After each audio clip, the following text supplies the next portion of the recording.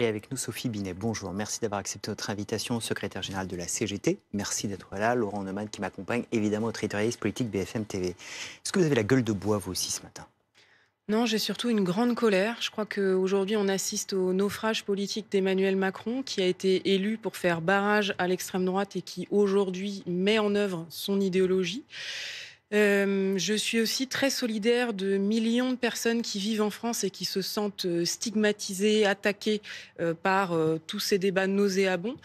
Et puis, une grande colère parce que tout ça, ça prospère sur un grand mensonge. Le mensonge selon lequel l'immigration, ça serait un problème pour la France, alors que l'immigration, c'est ce qui fait la richesse de la France. Je rappelle que chaque année, les travailleuses et les travailleurs étrangers rapportent 60 milliards dans nos caisses de sécurité sociale et pour les impôts. Je rappelle que s'il n'y avait pas eu d'immigration, il n'y aurait pas de Marie Curie, de Zinedine Zidane, par exemple, en France. Et je rappelle qu'il y a des secteurs entiers, l'hôtellerie, restauration, le nettoyage, les aides à domicile, les livreurs à vélo, le bâtiment, qui ne tournent que grâce à l'apport de travailleurs et de travailleuses étrangers qui sont stigmatisés aujourd'hui par ce projet de loi qui est d'une violence inouïe. On va revenir longuement sur ce point parce qu'on a beaucoup dit que c'est ce que les Français voulaient. Donc vous allez nous donner votre avis. Est-ce que c'est un mensonge que les Français croient ou pas? Mais peut-être, encore d'un mot, comment vous qualifiez le texte qui a été voté hier soir? C'est un texte d'extrême droite. C'est un texte qui, par exemple, contient et met en œuvre la préférence nationale, puisque les travailleuses et les travailleurs n'auront plus les mêmes droits en fonction de leur nationalité, avec des parents qui, s'ils sont étrangers, seront privés des allocations familiales et ne pourront pas éduquer leurs enfants. C'est un texte qui organise les inégalités en matière de soins, puisque le droit d'asile ne sera plus appliqué en matière de santé et qu'il est annoncé une réforme de l'aide médicale d'État. Il y aura aussi une régularisation des travailleurs sans papier dans les métiers en tension. 10 000 cette année, 10 000 par an, dit Gérald Darmanin. Ça, c'est ce que dit le ministre, mais on n'en sait rien parce que ces régularisations, elles sont renvoyées à deux vétos. D'abord, le veto des employeurs et ensuite celui des préfectures.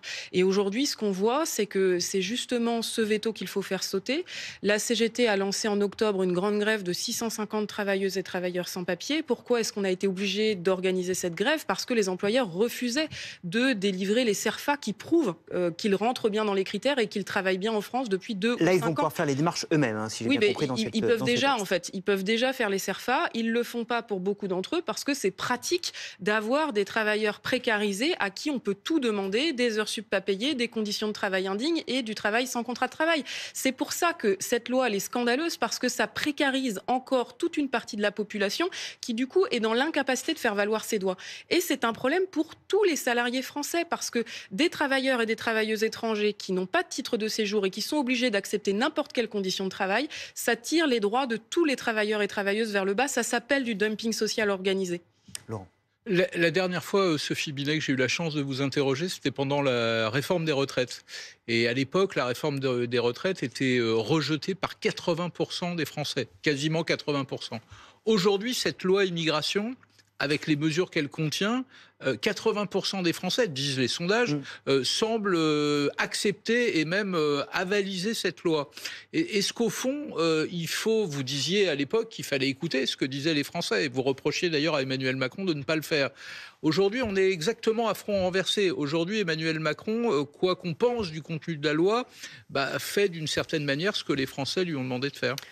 Non, parce que d'abord, il faut regarder comment les sondages sont construits. Quand on demande aux gens quelles sont leurs premières préoccupations, c'est toujours les salaires et le pouvoir d'achat, ce sont l'état de nos hôpitaux et l'état de nos écoles. Il y avait là une forme d'unanimité des sondages, ce qui n'est pas toujours le cas. On a sous les yeux le sondage ELAB. Faut-il, on a posé la question, notre partenaire ELAB, faut-il abandonner ce projet de loi immigration? Les Français disent non à 70%. Oui, mais son contenu n'est pas connu en fait. Parce on a détaillé avec ELAB les mesures. Ouais. Elles sont toutes majoritairement. Il a été complètement réécrit par le Sénat, complètement réécrit par la commission mixte paritaire. Et je vais vous dire un truc, moi-même, aujourd'hui, je ne connais pas l'ensemble de ces mesures et je pense qu'on va faire encore des découvertes macabres. D'ailleurs, le gouvernement vient de nous annoncer ce matin que probablement le projet de loi n'était pas, la loi n'était pas constitutionnelle. La preuve, c'est qu'il saisissait le Conseil constitutionnel. Donc, et c'est la Première ministre qui a déclaré que oui, il y avait peut-être des petits ajustements à faire sur la question des allocations logement, sur la question de l'aide médicale d'État, etc. Et qu'il allait falloir réajuster. Donc ça montre bien qu'on ne connaît pas vraiment le contenu de ce projet, cette loi. Vous reconnaissez que les Français, comme le disait Laurent, et envie d'une loi immigration, et envie de mesures plus dures, et un sentiment d'insécurité. On peut discuter du mot sentiment, évidemment. Est-ce qu'il faut une réponse à ces questions-là que posent les Français ? Il faut toujours répondre aux questions que posent les Français. Par contre, est-ce qu'il y a besoin d'une loi immigration pour ça ? Je ne pense pas. En 40 ans, on a eu 29 lois sur l'immigration, c'est-à-dire quasiment une par an. Là, ça n'était pas nécessaire de faire cette loi qui est la plus régressive de toutes celles qu'on a connues depuis 30 ans et qui est en rupture complète avec nos principes républicains. Puisque parmi les infamies de cette loi, il y a aussi une remise en cause du droit du sol, qui signifie que, selon l'origine de ses parents, les enfants n'auront pas les mêmes droits. Des enfants nés en France n'auront plus les mêmes droits. C'est plus de 10%, 15% des enfants qui devront prouver qu'ils méritent la nationalité française. Moi, j'ai jamais eu à le prouver. Et d'ailleurs, si j'avais eu à le faire, je vous dis un scoop, peut-être que je n'aurais pas eu la nationalité française. Donc pourquoi est-ce que, pour des enfants qui sont nés en France, on ne respecte plus notre principe républicain d'égalité ? Rupture des valeurs républicaines, on en a peut-être une illustration. On apprend à l'instant qu'Aurélien Rousseau n'est pas au Conseil des ministres. Aurélien Rousseau, ministre de la Santé, qui a annoncé sa démission hier.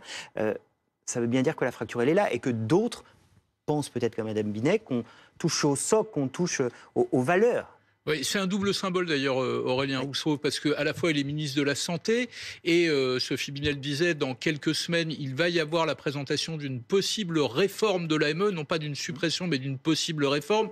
On a bien compris que c'était sans doute pour réduire le panier des droits, en l'occurrence, et le panier des soins.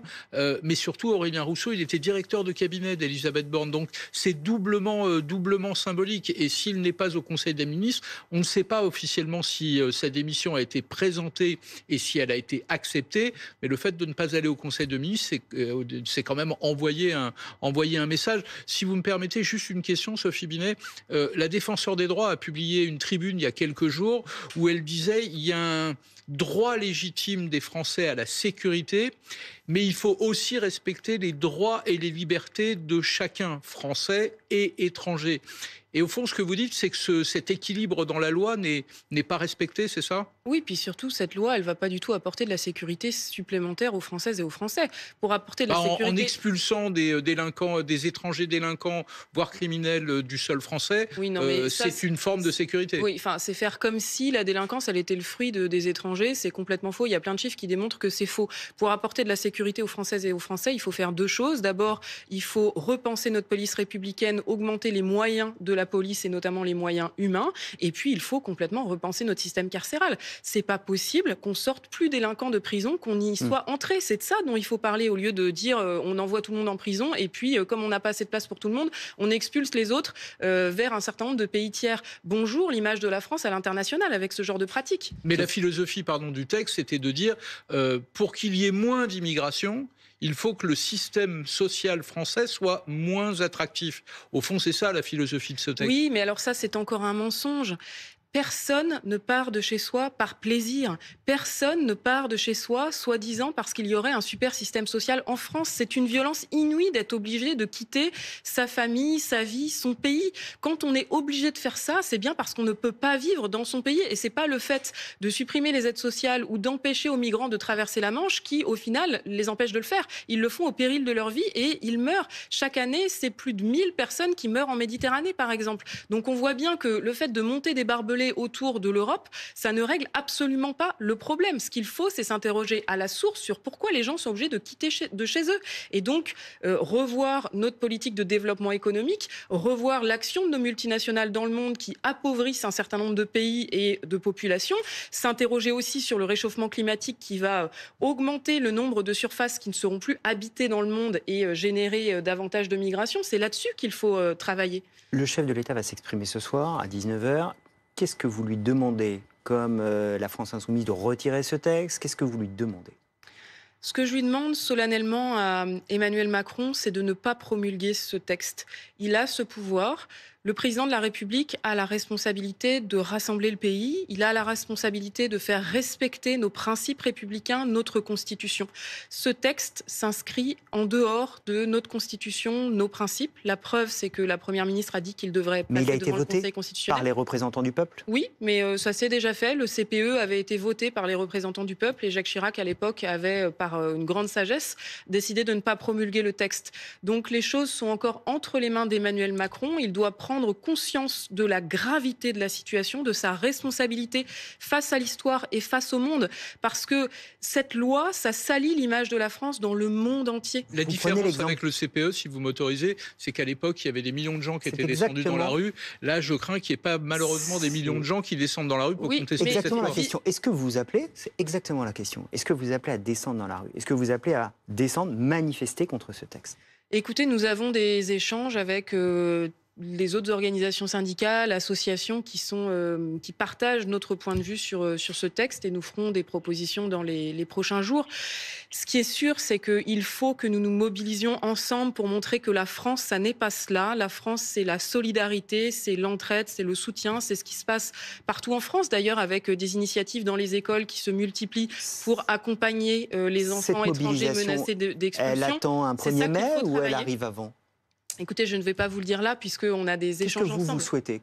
J'entends bien que vous ne donnerez pas la décision finale qui n'est pas prise, mais qu'est-ce que vous souhaitez? Descendre dès demain dans la rue? Ces choses-là, ça doit être débattu entre organisations. Ça doit aussi, moi, être débattu en interne dans mon organisation. Donc, je ne vais pas prendre une décision là immédiatement. Votre Ce que je peux vous dire, c'est que le souhait de la CGT, c'est de dénoncer cette loi ignoble, infâme, qui déshonore la France, et donc d'avoir des initiatives à la hauteur de la gravité de la situation. On entendait des députés dire hier, nous allons rentrer en résistance. Est-ce que vous reprenez ces mots?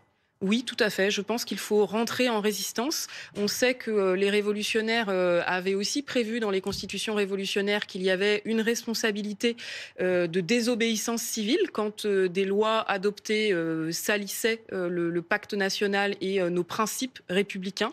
Je pense que c'est le cas pour cette loi et je pense qu'il faut que nous mettions en œuvre ce type d'initiative pour montrer que la France, c'est d'abord la liberté, l'égalité, la fraternité, la solidarité, mais pas cette loi infâme.